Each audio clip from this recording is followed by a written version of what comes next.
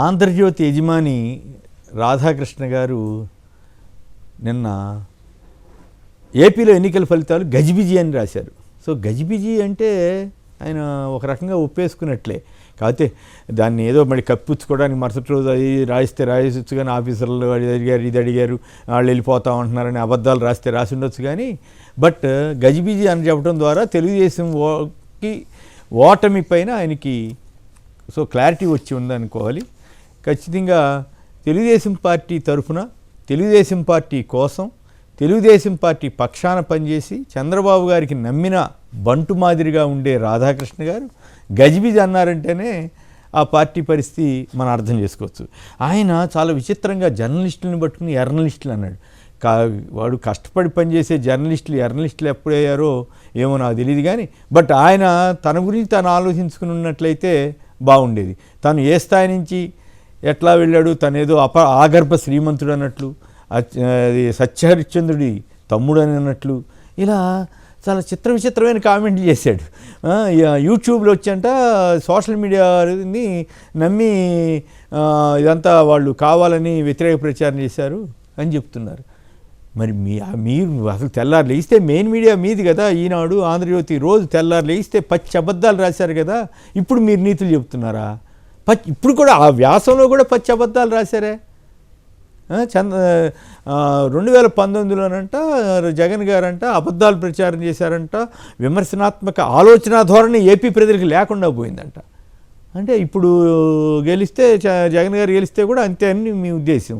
అంటే ఏపీ ప్రజల యొక్క విచక్షణని మీరు అనుకుంటే తెలంగాణలో కాంగ్రెస్ని గెలిపించాలి, మీరు అనుకుంటే ఏపీకి వచ్చేసరికి తెలుగుదేశాన్ని గెలిపించాలి. మీది పచ్చి అవకాశవాదం, పచ్చి రాజకీయ ఏమంటాం ఆ మాట వాడటం నాకు ఇష్టం లేదు. కానీ బట్ అలాంటి జుగుప్సాకరమైనటువంటి వ్యవహారాలు నడిపే మీరు రాజకీయ పార్టీకి కొమ్ముగాస్తూ రాజకీయ పార్టీకి బినామీ వ్యవహారాలు నడిపి రాజకీయ పార్టీలో ఎమ్మెల్యేలు కొనుగోళ్లు లావాదేవీలు చేసే మీరు జనానికి నీతులు చెప్పి జర్నలిస్టులని ఎర్నలిస్టులు అంటారా?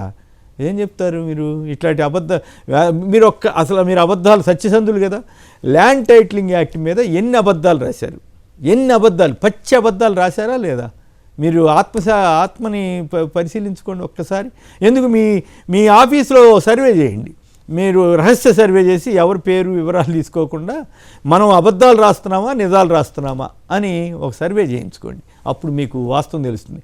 ఎందుకంటే నాకు తెలుసు మీ దగ్గర పనిచేసేవాళ్ళు కూడా కొంతమంది కర్మ, మీ దగ్గర కావచ్చు ఈనాడు కావచ్చు, కర్మ ఏం చేయాలో తెలియక దిక్కుతోచక ఏదో బతుకు తెరువు కోసం వాళ్ళు మీరు చెప్పినన్ని రాస్తున్నారు. జర్నలిజం అనేది రైట్, కొద్దిగా ఏదైనా మొగ్గు చూసుకున్నారు అది ఇది అంటే వేరే విషయం. కానీ అదేదో మొత్తం వన్ సైడ్గా రాసి ఇప్పుడు నీతులు చెబుతారా? నీతులు చెప్తే మళ్ళీ దీంట్లో కూడా అబద్ధాలు రాస్తారా? అసలు ఎంత దారుణమైన అబద్ధాలు అంటే ప్రశాంత్ కిషోర్ సడన్గా ఈయనకి చాలా గొప్ప విశ్వసనీయమైనటువంటి వ్యక్తి అయిపోయాడు. మరి అంతకుముందు మీరే కదా బీహార్ డెకాయిటీ అని మీరు చంద్రబాబు గారు ఇంత బూతులు తిట్టింది అంటే మిమ్మల్ని కలవగానే గొప్పవాడైపోతాడా? ఎట్లా ఇది? మరి అదే చంద్రబాబు గారు బీహార్ డెకాయిటీ అన్నప్పుడు మీరు భజన చేశారు కదా. మరి ఆయనే ప్రశాంత్ కిషోర్ గారు తెలంగాణలో బీఆర్ఎస్ గెలుస్తుందని చెప్పారు కదా, ఆ వీడియోలు కూడా ఉన్నాయి కదా. హిమాచల్ ప్రదేశ్లో కాంగ్రెస్ అధికారంలో రాదు అని ఆయన ట్వీటే చేశాడు కదా. మరి అవన్నీ ఫెయిల్ అయినాయి కదా. అది అడిగితేనే కదా కరెంట్ తాపర్ గారి మీద ఎంత ఎత్తున ఎగిరిపడ్డాడు. అంటే నిజాలు చెప్పడానికి అంత భయపడే పరిస్థితి. ఎస్, పొరపాటు జరిగిందని అంగీకరించవచ్చు కదా. జగన్ గారి మీద ఎందుకో ద్వేషం పెట్టుకున్నటువంటి ప్రశాంత్ కిషోర్ సడన్గా ఆయన అట్లా మారాడు. ఆయన మారి చంద్రబాబుని కలిశాడు. మరి ఏం ఒప్పందమో ఏం మేనేజ్మెంట్ జరిగిందో తెలియదు. కానీ అప్పటి నుంచి అవసరం లేని ఆయన ఎక్కడో బీహార్లో రాజకీయాలు చేసే ఆయనకి పనిగట్టుకుని ఏపీకి వచ్చి ఎవరు రవిప్రకాష్ అన్న ఆయనకి ఇంటర్వ్యూ ఇచ్చి ఇదంతా కుమ్మక్క వ్యవహారం కదా. పెత్తందారుల కూటమిలో ఆయన కూడా చేరాడు. చంద్రబాబు, పవన్ కళ్యాణ్, దగ్గుబాటి పురంధరేశ్వరి, రామోజీరావు, రాధాకృష్ణ, వాళ్ళతో పాటు రవిప్రకాష్, ఇంకా వగైరా వీళ్ళందరూ కలిసి జగన్ గారి ప్రభుత్వం మీద నిత్యం ఏడవటం తప్ప ఇంకేమైనా చేశారా? పచ్చి అబద్ధాలు రాసి మళ్ళీ మీరు ఏదో చాలా శ్రీలంకని రాశారా లేదా? ఏపీని శ్రీలంక అయిపోద్దని మీరు రాశారా లేదా? ఇప్పుడు అదే చంద్రబాబు నాయుడు గారు ఇంకా అంతకంటే 3 రెట్లు ఎక్కువ ఇస్తానని చెప్తే అమ్మఒడి ఆయన ఒకరికి ఇస్తున్నాడు, మేము ముగ్గురికి నలుగురికి మీ ఎంతమందిని పిల్లలన్నా కానీ రాస్తే మీరేమో చంద్రబాబు గారు శరాలు ఎక్కుపెట్టాడు జగన్ మీద, ఇంకేముంది మొత్తం సంక్షేమం అంతా చేస్తున్నాడని రాశారు. మరి అది బండబూతు కాదా? అసలు మీకు నిజంగా ఏది జర్నలిస్టులకి విశ్లేషణ చేయాలి, వాళ్ళకి అనుకూలంగా వీళ్ళకి అనుకూలంగా వాళ్ళు గెలుస్తారు వీళ్ళు గెలుస్తారని చెప్పొద్దు అంటాడు. మరి అసలు సర్వేలు నమ్మొద్దు అంటావు, ఎగ్జిట్ పోల్స్ కూడా నమ్మకం లేదంట. అంటే రాబోయే ఎగ్జిట్ పోల్స్లో కూడా ఏం జరుగుద్ది అనే దాని మీద ఈయనకి సమాచారం ఉంది, ఏమొచ్చింది రిజల్ట్స్ అనేది. అందుకని ఇప్పుడే ఎగ్జిట్ పోల్స్ నమ్మొద్దు, నమ్మటానికి లేదు, తప్పులు జరిగినాయి. అత్యధికం రైట్ చెప్తున్నమాట వాస్తవం, కొన్ని తప్పులు కూడా ఉండొచ్చు. కానీ మీకేం సంబంధం? మీరట్లా మీకు అసలు నైతికంగా హక్కు ఎక్కడ ఉంది? ఎలక్షన్ ముందు ఆ సర్వే వచ్చింది, ఈ సర్వే వచ్చింది, ఇంకేముంది, జగన్ ఓడిపోతున్నాడు, చంద్రబాబు మళ్ళీ అధికారంలో రాబోతున్నాడు, కూటమి రాబోతుందని పచ్చి అబద్ధాలు రాసింది మీరే కదా. మరి ఆ సర్వేలన్నీ అబద్ధం అని ఇప్పుడు చెప్పండి, నేను తప్పుడు వార్తలు రాశానని చెప్పండి. చెప్పిన తర్వాత అప్పుడు మీరు మిగతాది మాట్లాడండి. సార్ మీరు ఇస్తేనేమో సర్వేలన్నీ రైటా, ఎగ్జిట్ పోల్స్లో సోషల్ మీడియాలో మేము సర్వే చేశాము అని చెప్పి వాళ్ళు ఎక్కువ మంది వైసీపీ వచ్చే అవకాశం ఉందని చెప్తేనేమో తప్ప. మరి అదే కొంతమంది టీడీపీకి అనుకూలంగా కూడా ప్రచారం చేశారు కదా, వాళ్ళు చేశారో లేదో తెలీదు. అయినప్పుడు కూడా ఎవరు దాన్ని ఏమి వైసీపీ వాళ్ళు ఏం పనిగట్టుకుని తిట్టలేదు కదా, ఎవరు ఏ విశ్లేషకుడు కూడా దాన్ని అవునని కాదని అనలేదు కదా, వాళ్ళ అభిప్రాయాలు వాళ్ళు చెప్తారు. ప్రొఫెసర్ నాగేశ్వరరావు తెనకపల్లి రవి మీద కూడా పడి ఏడవటం, ఇదే విచిత్రంగా ఉంది. వాళ్ళంట ఈయనకు అనుకూలంగా మాట్లాడలేదంట చంద్రబాబు గారికి, ఈయన బాధపడుతున్నాడు. వాడు ఇదే అంటే పేర్లు చెప్పలేదు ఆయన, వాళ్ళిద్దరు పేర్లు చెప్పలేదు, కానీ నాకైతే అర్థమైంది. ఈ ఓవరాల్గా చూస్తే యూట్యూబ్లో జరుగుతున్నటువంటి అబద్ధాలు, మీరు తెల్లారు లేస్తే మెయిన్ మీడియాలో అన్ని అబద్ధాలు రాసేవాళ్ళు యూట్యూబ్ని ఎట్లా చెబుతారు? సోషల్ మీడియా లేకపోతే నిజంగా రామోజీరావు రాధాకృష్ణులు చేసే విష ప్రచారానికి ఆంధ్రప్రదేశ్ ప్రజలంతా ఆంధ్రప్రదేశ్కి ఏదో అయిపోయింది అన్నట్లుగా ఫీల్ అయ్యే పరిస్థితి సృష్టించేవాళ్ళు.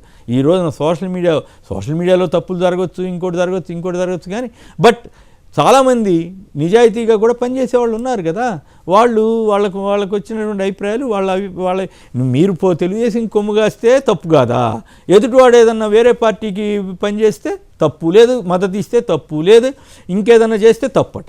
ఇంత దుర్మార్గంగా ఇంత దారుణంగా మీరు రాశారంటే ఇంకా అసలు ఏమని చెప్పాలి?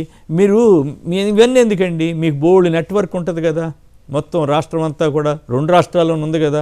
మరి ఇవన్నీ తప్పు అని అంటున్నారు, ఎగ్జిట్ పోల్స్ తెలంగాణలో తప్పినాయా? ఏం మాట్లాడతారు? మీరే రాసేవాళ్ళు కదా కేసీఆర్ ఓడిపోతున్నాడు, మరి రైట్ అయిందని అనుకుంటున్నారా, తప్పు అనుకుంటున్నారా?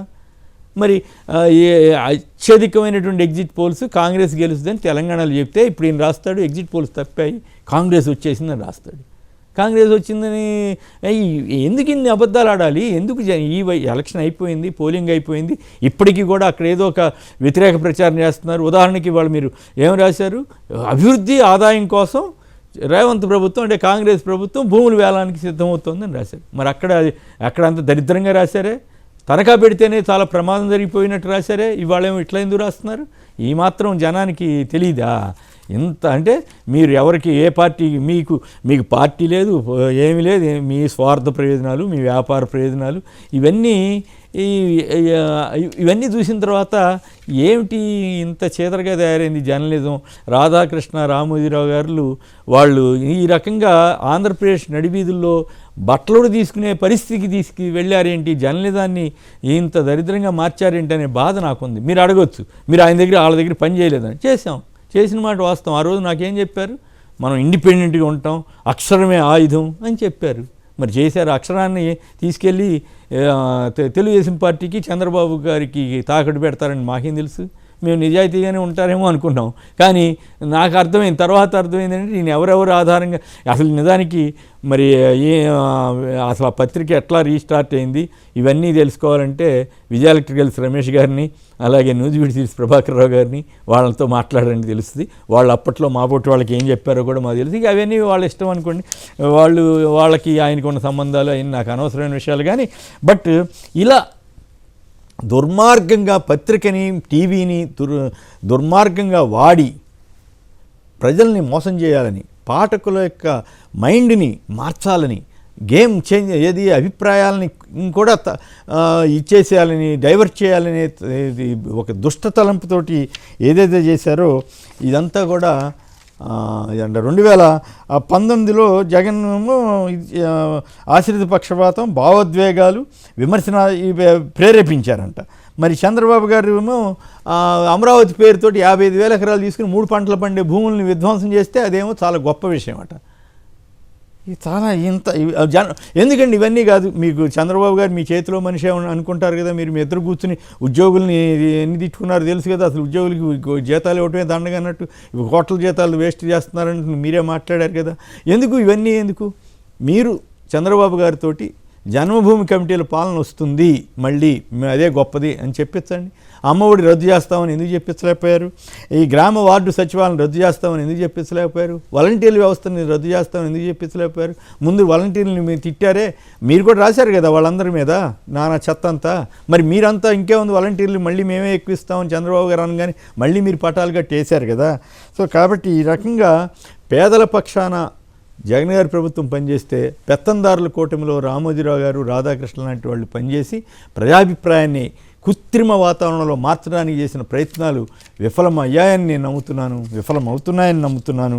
ప్రజలు ఖచ్చితంగా జగన్ గారిని ఆదరిస్తారని నేను విశ్వసిస్తున్నాను. ఇది నా వ్యక్తిగత అభిప్రాయం. బట్ ఈ రకంగా వీళ్ళు చేసే ప్రయత్నాలని, వీళ్ళు రాసే రాతలను చూస్తే ఖచ్చితంగా తెలుగుదేశం పార్టీ ఓడిపోబోతోంది అనే సంకేతం అయితే ఆయన గజిబిజి జాయిన్ ఉంది, కానీ జనంలో లేదు, పేద ప్రజల్లో లేదు అనేది నాకు అర్థమవుతుంది.